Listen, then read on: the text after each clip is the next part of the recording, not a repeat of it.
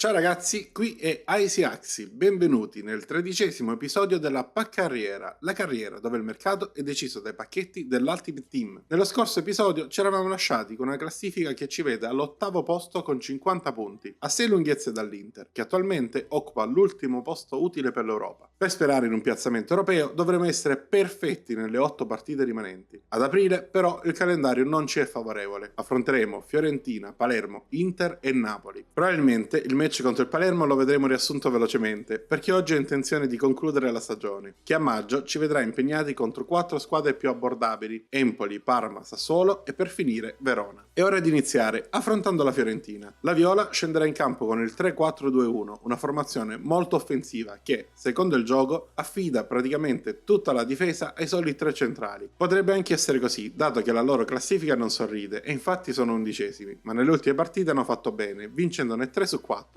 Non vanno assolutamente sottovalutati. La formazione che ho scelto per questo match vede 2 sole novità. Giordano sarà titolare come terzino sinistro e, accanto a lui, al centro della difesa, giocherà Ngoi. Gli altri sono i soliti titolari che ormai conosciamo.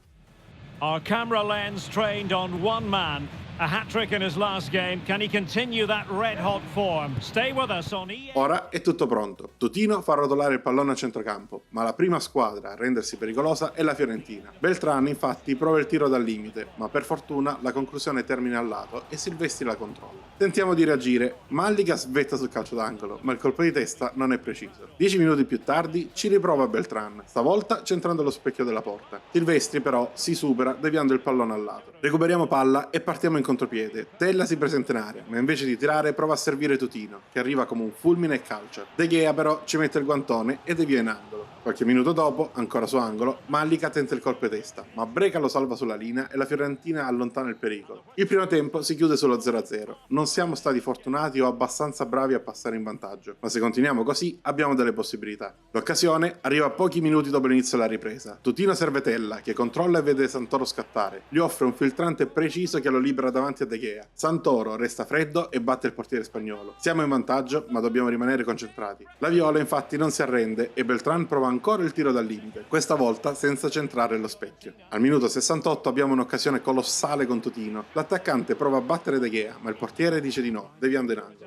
Dall'angolo seguente, però, arriva il colpo di testa vincente di Mallica. Colpisce fortissimo da 2 passi e, nonostante il tentativo di De Gea, il pallone finisce in rete. Siamo stati fortunati, ma queste sono cose che capitano. Avremmo anche l'occasione per chiudere definitivamente la partita, ma Santoro calcia alto. Al triplice fischio, comunque, portiamo a casa i 3 punti. È stata una partita solida e il risultato è meritato, dato che la Fiorentina non è mai stata davvero pericolosa. La settimana successiva affrontiamo il Palermo, una neopromossa in difficoltà. La partita viene decisa da un gol di Tutino che finalizza un contropiede veloce senza lasciare scampo al portiere. Un gol fondamentale che vale altri 3 punti per la nostra classifica. Ora però le cose si complicano. Al Ferraris arriva l'Inter, una diretta concorrente per l'Europa. La loro rosa, arricchita da giocatori come Courtois, Colomoni, Depay e Grimaldo, è decisamente superiore alla nostra. Nonostante alcune sconfitte recenti, rimangono di un altro livello. Nel girone d'andata, prima che il gioco crashasse, perdevamo 4-0. Anche rigiocando non siamo riusciti a evitare la sconfitta, sebbene con uno scarto minore. Stavolta cercheremo di non ripetere quella prestazione. Non cambiamo formazione, tutti i titolari sono in campo per tentare di strappare almeno un punto. Match day is upon us. Fans are pouring into the stadium. Anticipation has reached an all-time high. All the action here on EA TV. Ed ora siamo pronti a cominciare. Depay batte il calcio inizio e dopo neanche 2 minuti Barella prova subito il tiro, ma Silvestri riesce a deviare in angolo. Dopo questa occasione la partita diventa sporca e spezzettata, con molti errori e pressing al centrocampo. Al 36esimo però troviamo un'occasione con Tutino, il cui tiro al volo però non centra lo specchio. Il primo tempo si chiude quindi ancora una volta sullo 0-0. Mantenere questo risultato fino alla fine non sarebbe male, dato che ci permetterebbe di ridurre i danni e mantenere invariato il distacco dall'Inter. Nella ripresa abbiamo la prima occasione.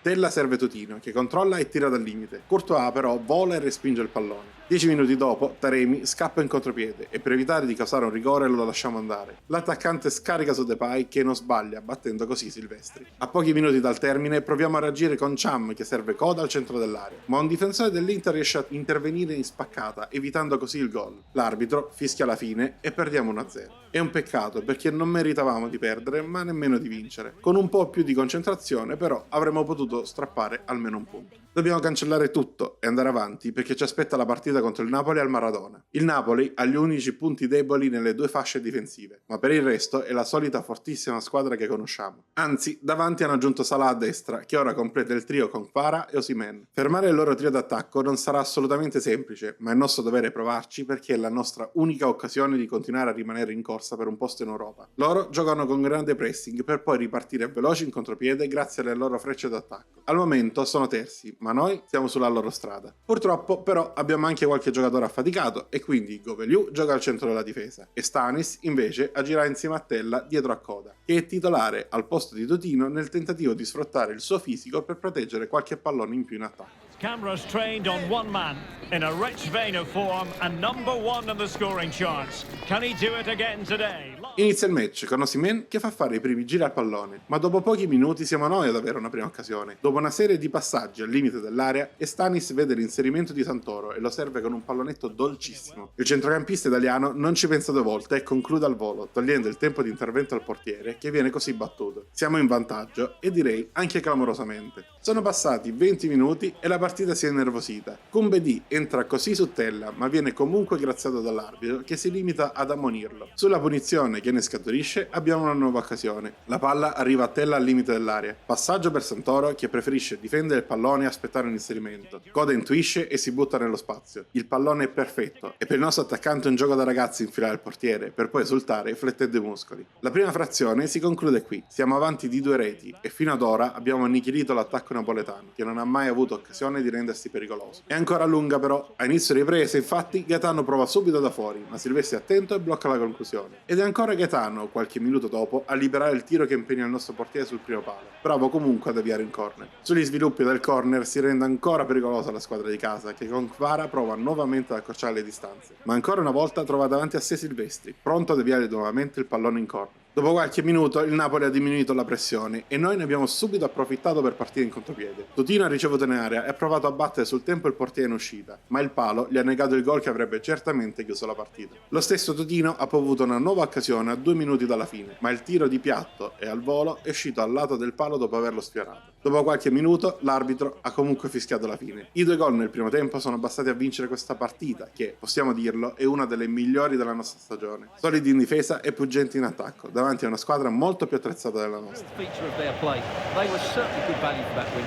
Quindi chiudiamo aprile con 3 vittorie e una sola sconfitta contro l'Inter. Questi 9 punti conquistati ci portano al 7° posto in classifica, a soli 3 punti dal Sassuolo, che adesso occupa l'ultima posizione disponibile per la Conference League. A maggio vi ricordo che c'è proprio lo scontro diretto contro di loro. Dobbiamo arrivarci però con la miglior forma possibile. E facciamo un passo alla volta. La settimana successiva ci attende l'Empoli e nonostante una pressione furibonda riusciamo a portarci avanti solo grazie a un po' di fortuna, visto che il tiro di Coda dopo il palo colpisce il portiere a terra e carambola in rete. E la fortuna ci sorride anche poco dopo, quando l'intervento scomposto del difensore causa un autogol su un cross abbastanza innocuo. Alla fine, però, vinciamo 2-0 ed è questa l'unica cosa che conta per noi al momento. Ed ora, prima del Sassuolo, abbiamo il Parma. La partita è stata abbastanza noiosa e bloccata. L'unica differenza l'ha fatta questo rigore di Totino, guadagnato e siglato dal capitano, che ci ha permesso di portare a casa il bottino pieno e arrivare alla partita col Sassuolo col morale alle stelle. Il Sassuolo non ha una squadra incredibile, anzi, i giocatori sono molto normali se escludiamo ovviamente Loriente e Berardi, e sono ancora molto simili a quelli che l'anno scorso in Serie B sono arrivati terzi. La stagione che stanno facendo è quindi clamorosa quanto la nostra, se non di più. È una sfida tra neopromosse che stanno stupendo e puntano in alto. In attacco giocano con una costruzione lenta per poi aprirsi gli spazi con i dribbling delle ali, ma in difesa non hanno giocatori chiave, quindi sono vulnerabili un po' ovunque, e su quello dobbiamo fare affidamento noi. I titolari sono tutti freschi e pronti a guadagnarsi un posto in Europa. Andiamo a vincere questa partita. A game of colossal importance and a stadium packed to the rafters. We can't ask for any more. How could it be otherwise when 2 high-level sides go head-to-head and toe-to-toe? This is football out of the very top draw.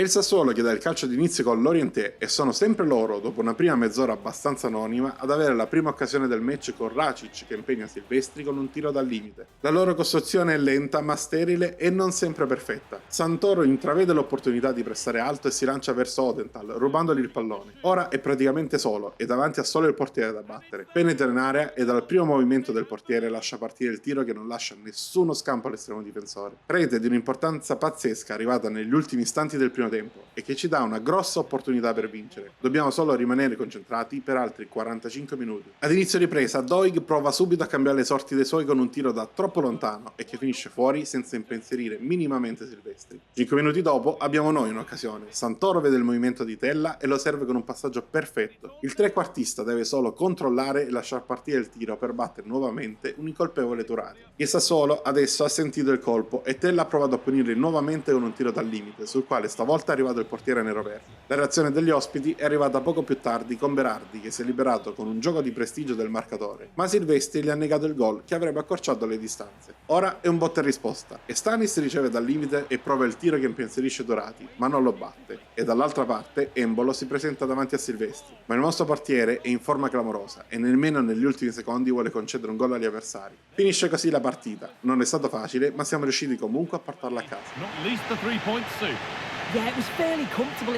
E poco prima dell'ultima partita col Verona, la classifica si presenta in questo modo. Siamo quinti con 2 punti di vantaggio su Torino e Roma che ci marcano stretto. Contro il Verona potrebbe bastare anche un pareggio per qualificarci alla Conference, ma se dovessimo vincere, tuttavia non sarà semplice perché l'Hellas si gioca la salvezza con questa partita e quindi venderanno cara la pelle. E siamo qui a giocarci una partita di un'importanza fondamentale. I padroni di casa, spinti dal loro pubblico, danno il via alle danze, ma al 24esimo scoprono il fianco alle nostre ripartenze. Tutino ha 2 opzioni, ma sceglie Tella sulla destra. Il trequartista si aggiusta leggermente il pallone e scocca il tiro che si spegne all'angolino, senza dare nessuna chance al portiere avversario.